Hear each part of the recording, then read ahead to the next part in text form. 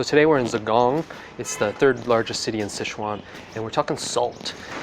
So we're headed into the Salt Museum, which is right across the road here. Salt is a very important thing in China. In ancient China, salt was considered actually more valuable than gold at one time.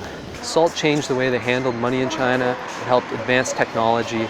Obviously everybody needs salt in their diet, but it's even more revered in China. It's considered one of the 7 necessities of life. They say it brings energy to a person. They got salt out of the ocean, the lakes, the earth, caves. And the last way they get it, by digging a well. And that's what they did in Zigong here. They actually invented percussion drilling here. It's when they lift a drill bit up and then drop it down into the ground over and over again and just basically smash a hole into the earth. So they were doing that here 400 years before Europeans ever did. This is a really beautiful museum. It's actually in an old guild hall for the salt union people or something. It's a really old building. It looks like a temple. The salt in Zigong was said to be some of the best in the world. The guy who was in charge of taxing salt, he said it was the best. And this city was built on salt. It was a very wealthy city at that time. Salt in this area was so heavily taxed that people would actually go to illegal salt dealers. And they said if you want the best salt and if you want the cheapest salt, you go to one of these salt traffickers. We're being followed by a cute girl, my grandmother. She keeps harassing us, just staring at us.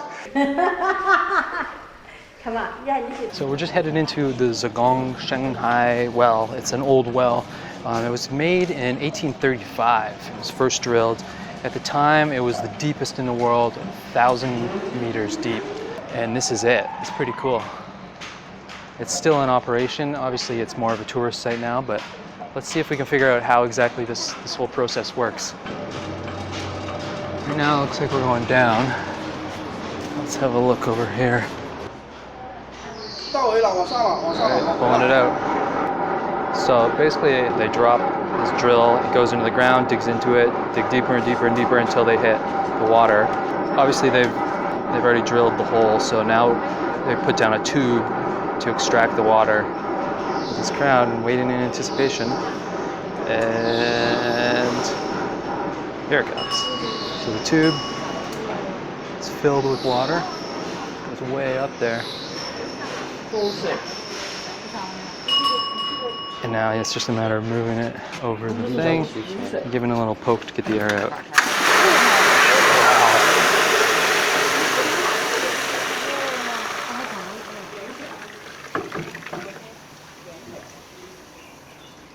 That was pretty badass.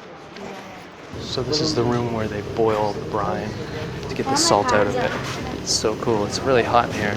But they put it in these flat, round pans, heat it up really hot. And they used to, I don't know if they're doing it now, but they used to use soybeans, like crushed yellow soybeans, to dry out some of the toxins that the salt had.